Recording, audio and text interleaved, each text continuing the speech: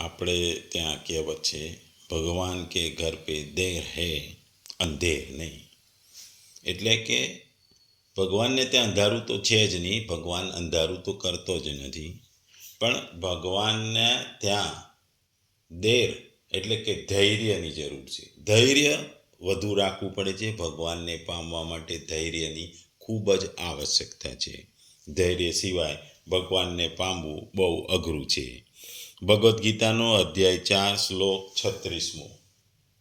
ગુજરાતીમાં આ શ્લોકને કહીએ તો, જો તને બધા પાપીઓમાં પણ સૌથી મોટો પાપી ગણવામાં આવે, તોય તું જ્યારે દિવ્ય જ્ઞાનરૂપી નૌકામાં સ્થિત થઈ જઈશ, ત્યારે દુઃખોના સાગરને પાર કરી શકીશ.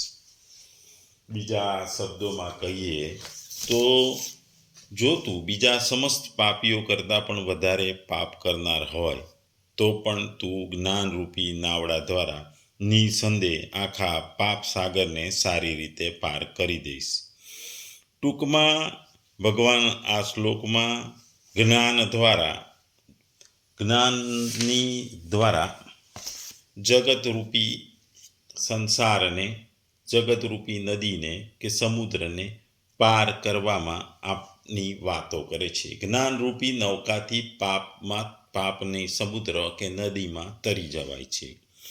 નદી એ આપણા માટે જ્ઞાનની વસ્તુ છે, જે અજ્ઞાનમાંથી જ્ઞાન તરફ લઈ જાય છે, જે બંધનમાંથી આપણને મુક્તિ અપાવે છે, જે અજ્ઞાનતામાંથી જ્ઞાનમાં લઈ જાય છે, રાગ દેશથી દૂર લઈ જાય છે. એટલે જ્ઞાનરૂપી નૌકા આપણને બંધનમાંથી મુક્તિ અપાવે, રાગ દ્વેષથી દૂર લઈ જાય, અજ્ઞાનથી જ્ઞાન તરફ લઈ જાય, અંધકારથી ઉજાસ તરફ લઈ જાય. અને આ જ્ઞાનરૂપી નૌકાથી તમે સંસારનો ભવસાગર તરી જાઓ. પાપીમાંથી પાપી પણ આ ભવસાગર તરી શકે છે જ્ઞાનથી. એ આ શ્લોકનું કહેવાનું છે. સામાન્ય રીતે પાપ કરવાવાળા 3 શ્રેણીઓમાં હોય છે. 1 પાપકૃત અથવા પાપ કરવાવાળો, 2 પાપકૃતર અર્થાત 2 પાપીઓમાંથી એક અધિક પાપ કરવાવાળો, અને 3 પાપકૃતમ અથવા સઘળા પાપીઓમાં સૌથી અધિક પાપ કરવાવાળો.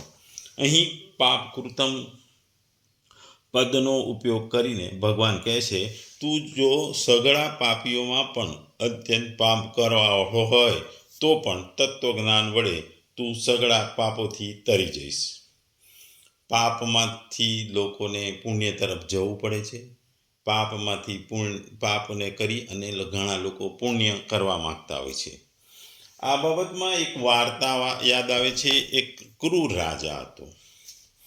એ પ્રજાની લૂંટફાટ કરતો, પ્રજાનું શોષણ કરતો અને એ લોકોનું ધન એકઠું કરી પોતે રાખતો.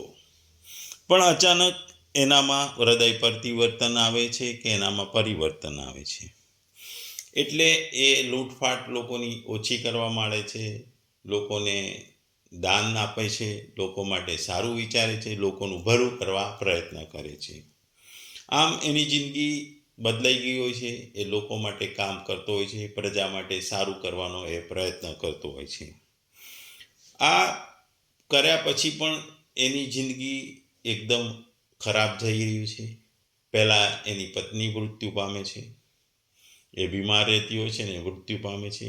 પછી થોડા સમયમાં એનો જુવાન જોત પુત્ર કે રાજકુંવર હતો, જે રાજા થવાનો હતો, એ પણ મૃત્યુ પામે છે. અને રાજા પણ તબિયત સારી નથી રહેતી હતી, એ ઘણી વખત બીમાર પડતો હતો. એટલે આમ ઉપરાછાપરી એના જીવનમાં ઘણા બધા દુઃખો આવે છે. એટલે રાજા વિચારે છે કે મેં પાપ કરવાનું તો બંધ કરી સારા કામ કરવા માંડ્યો છું, છતાં હું આ કેમ ભોગવી રહ્યો છું. એટલે એ એક સાધુ મહાત્મા જોડે જાય છે. સાધુ મહાત્માને પૂછે છે કે હું પહેલાં ખૂબ જ ક્રૂર હતો, મેં ધીરે ધીરે બંધ કર્યું, છતાં ભગવાન મારી સામે જોતું નથી ને મને ઉપરી દુઃખોના મહાસાગરમાં હું લાગી ગયો છું. આની આ વાત સાંભળીને મહાત્મા કહે છે કે રાજા, તે પાપ બહુ જ કર્યા હતા અને પછી તું સારા કામ કરવા માંડ્યા. તારા પાપના ઘડા એટલા બધા ભરાયેલા હતા, એની સાપેક્ષમાં પુણ્યના ઘડા હજુ એટલા બધા ભરાયા નહોતા. પાપની સંખ્યા વધારે હતી, તારા પુણ્ય કરતાં પાપની સંખ્યા વધારે હતી.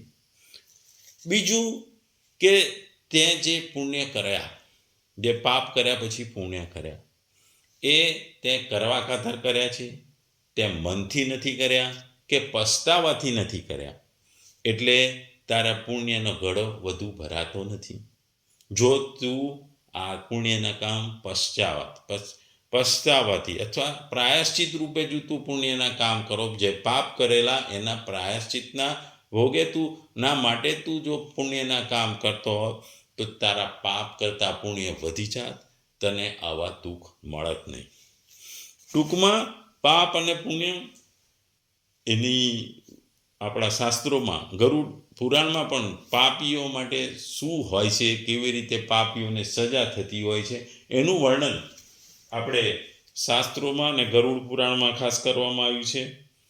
એટલે ટૂંકમાં આ શ્લોકમાં ભગવાન ભવસાગર પાર કરવાની વાત કરે છે. જ્ઞાન વડે તમે ગમે તેટલા પાપ કર્યા હોય, તમે ગમે તેટલા પાપી હો, તો પણ તમે ભવસાગર પાપ કરી શકો. ભગવાન અહીંનું આ જે કથન છે ખૂબ જ આશ્વાસન આપવાવાળું છે. તાત્પર્ય એ છે કે જે પાપો ત્યાગ કરીને સાધનમાં લાગેલો છે તો એનું તો કહેવું શું, પરંતુ જેણે પહેલાં બહુ જ પાપો કર્યા હોય તેણે પણ જિજ્ઞાસા જાગૃત થયા બાદ પોતાના ઉદ્ધારની બાબતમાં કદી નિરાશ થવું જોઈએ. કારણ કે પાપીમાં પણ પાપી મનુષ્ય જો ઈચ્છે તો આ જ જન્મમાં અત્યારે જ પોતાનું કલ્યાણ કરી શકે છે. પુરાણા પાપો એટલા બાધક નથી જેટલા વર્તમાન પાપો બાધક હોય છે. જો મનુષ્ય વર્તમાનમાં પાપ કરવાનું છોડી દે અને નિશ્ચય કરી લે કે હવે હું કદી પાપ નહીં કરું અથવા કેવળ તત્વજ્ઞાનને જ પ્રાપ્ત કરીશ, તો તેના પાપોનો નાશ થવામાં વિલંબ થતો નથી. જો કોઈ જગ્યાએ 100 વર્ષથી ગાઢ અંધકાર છવાયો હોય અને ત્યાં દીવો પ્રગટાવવામાં આવે તો એ અંધારું દૂર કરી પ્રકાશ કરવા દીવાને 100 વર્ષ નથી લાગતા. ઉલટાનું દીવો પેટાવતા તરત જ અંધકાર દૂર થાય છે, અંધારું દૂર થાય છે. એ રીતે તત્વજ્ઞાન થતાં જ પહેલાં કરવામાં આવેલા સઘળા પાપો તત્કાળ નષ્ટ થઈ જાય છે. અહીં ચેત પદનું દેવાનું તાત્પર્ય એ છે કે ઘણું કરીને એવા પાપી મનુષ્યો પરમાત્માનું જ્ઞાન પ્રાપ્ત કરી શકતા નથી, પરંતુ એવો નિયમ નથી કે પરમાત્માનું પ્રાપ્ત કરી નથી શકતા. એવી વાત નથી. કોઈ મહાપુરુષના સંગથી અથવા કોઈ ઘટના, પરિસ્થિતિ કે વાતાવરણ વગેરેના પ્રભાવથી જો તેમનો એવો નિશ્ચય દ્રઢ થઈ જાય કે હવે પરમાત્મા તત્વનું જ્ઞાન પ્રાપ્ત કરવું છે, તો તે પણ સઘળા પાપ સમુદ્રને સારી રીતે પાર કરી જાય અને સમુદ્રમાં તરી જાય.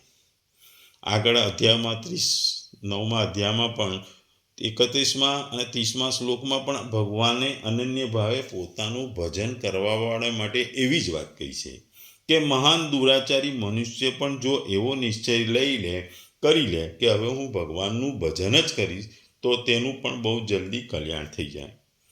પ્રકૃતિનું કાર્ય એવા શરીર અને સંસારના સંબંધ સઘળા પાપો થાય છે. તત્વજ્ઞાન થતાં જ્યારે તેમના સર્વથા સંબંધ વિચ્છેદ થઈ જાય છે ત્યારે પાપો કેવી રીતે રહી શકે. પરમાત્માના સ્વયંસિદ્ધ જ્ઞાનની સાથે એક થવું એને પણ જ્ઞાન પ્લવ છે. આથી જ્ઞાનરૂપી નૌકાનું પ્રાપ્ત થવું કહેવાય. મનુષ્ય ગમે તેટલો પાપી કેમ ના હોય, જ્ઞાનરૂપી નૌકા વડે તે સમગ્ર પાપ સમુદ્રને સારી રીતે તરી જાય છે. આ જ્ઞાનરૂપી નૌકા કદી તૂટતી નથી, ફૂટતી નથી, તેમાં કોઈ કાણું પડતું નથી કે એ ડૂબી જતી નથી. એ મનુષ્યને પાપ સમુદ્રથી પાર કરાવી દે છે. જ્ઞાન યજ્ઞ વડે જ આ જ્ઞાનરૂપી નૌકા પ્રાપ્ત થાય છે અને આ જ્ઞાન યજ્ઞના આરંભથી જ વિવેકને લઈને ચાલે છે અને તત્વજ્ઞાનમાં તે સમાપ્ત થઈ જાય છે.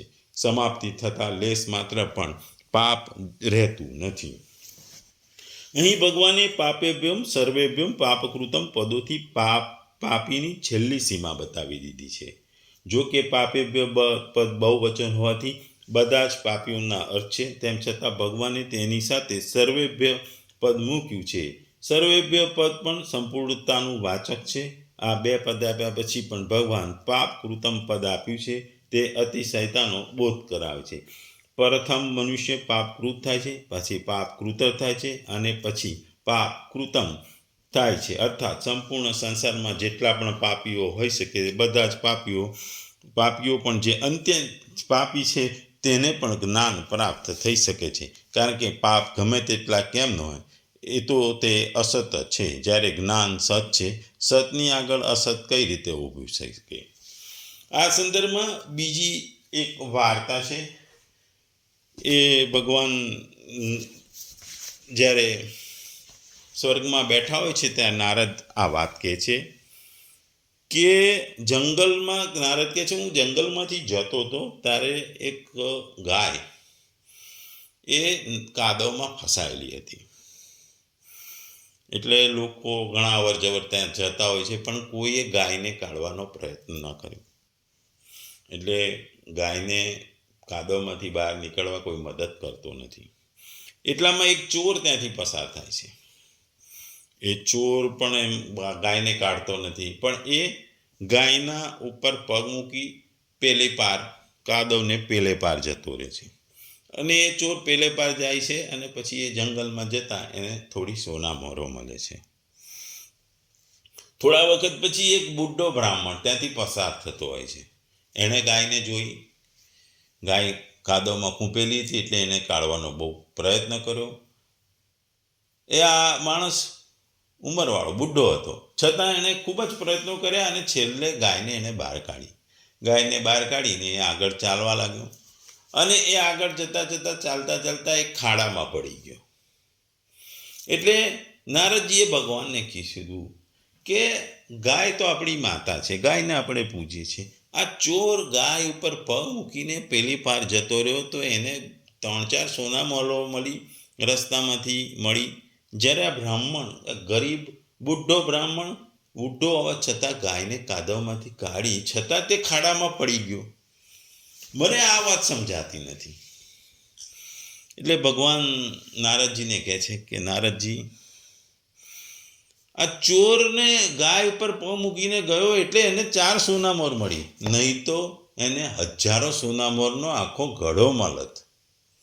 અને આ બ્રાહ્મણ, બુઢા બ્રાહ્મણ જે ગાયને કાદવમાંથી કાઢી, એનું મૃત્યુ નિશ્ચિત હતું, એ મરવાનો જ હતો.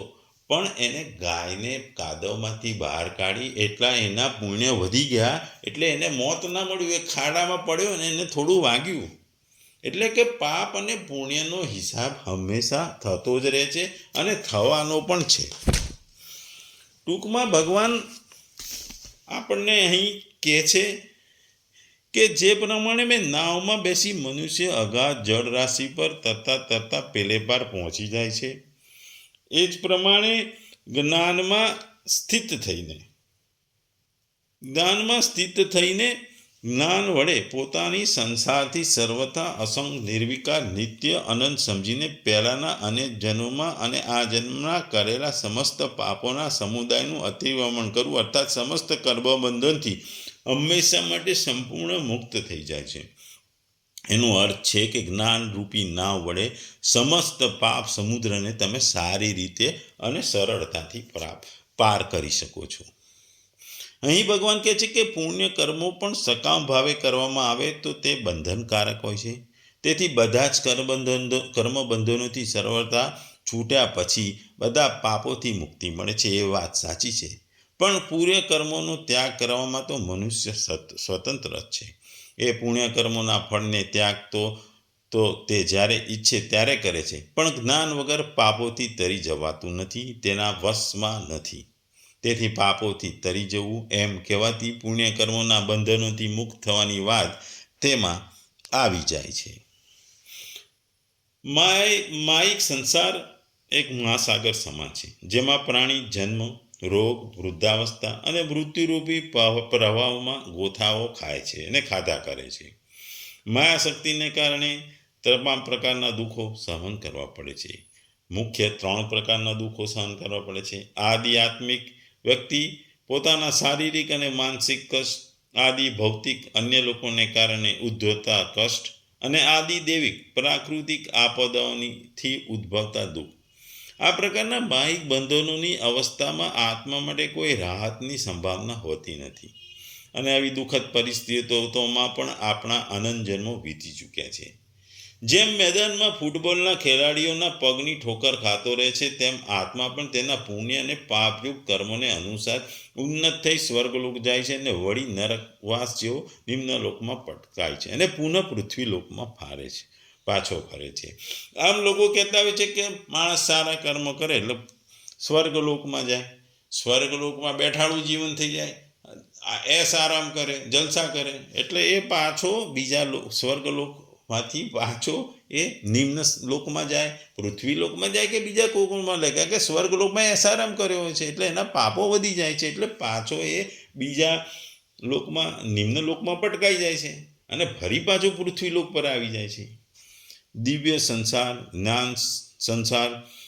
જ્ઞાન સંસાર સાગર પાર કરવા માટે નૌકા પ્રદાન કરે છે. અજ્ઞાની લોકો કાર્ય કરે છે અને તેનાથી બંધાઈ જાય છે, જ્યારે આ જ કર્મો ભગવાનના યજ્ઞ તરીકે કરવાથી જ્ઞાની મુક્ત થઈ જાય છે. આમ જ્ઞાન માયિક બંધનને કાપવા માટેનું એક સરળ અને સારો ઉપાય છે. કઠોપનિષદ એના 1.3.9 શ્લોકમાં પણ ભગવાન કહે છે કે દિવ્ય જ્ઞાનથી તમારી મેઘાને પ્રકાશિત કરો, પશ્ચાત આ પ્રકાશિત બુદ્ધિ દ્વારા ઉપદ્રવી મનને સંસારરૂપી મહાસાગરમાં પાર કરવા તથા દિવ્ય ધામમાં પહોંચાડવા માટે નિયંત્રિત કરો. ટૂંકમાં આ શ્લોકમાં ભગવાન આપણને સમજાવે છે કે તું પાપરૂપી સમુદ્રને આત્મજ્ઞાન રૂપી હોડી વડે તરી શકીશ, કારણ કે આત્મજ્ઞાન એ ખૂબ જ મહત્વનું છે. આત્મજ્ઞાનથી જ તું કોઈ પણ પાપરૂપી સમુદ્રને તરી શકીશ. ભગવાનના સંબંધે પોતાની સ્વરૂપ સ્થિતિનું જ્ઞાન એ એવું તો ઉત્તમ હોય છે કે અજ્ઞાન રૂપી સાગરમાં ચારી રહેલા જીવન સંઘર્ષમાંથી મનુષ્યને એ બચાવી શકે છે. આ ભૌતિક જગતને કેટલીક વખત અજ્ઞાનનો સાગર ને કેટલીક વાર ભડકે બળતું જંગલ માનવામાં આવે છે. સાગરમાં કોઈ મનુષ્ય ગમે તેવો કુશળ તરવૈયો હોય છતાં તેના માટે પણ જીવન સંઘર્ષ અત્યંત તીવ્ર હોય છે. જો કોઈ આગળ આવીને સંઘર્ષ કરતા તરવૈયાને સમુદ્રમાંથી બહાર લાવે તો તેનાથી મોટો કોઈ રક્ષક નથી. પૂર્ણ પરમેશ્વર પાસેથી પ્રાપ્ત કરેલું પૂર્ણ જ્ઞાન મુક્તિનો માર્ગ અપાવે છે. ભગવાન રૂપી નૌકા અત્યંત સરળ છે પણ સાથે સાથે એ અત્યંત ઉત્કૃષ્ટ છે. અને ભગવાન પરમેશ્વરને પ્રાપ્ત કરવા માટે જ્ઞાન એ સૌથી શ્રેષ્ઠ છે, એ સૌથી ઉત્કૃષ્ટ છે.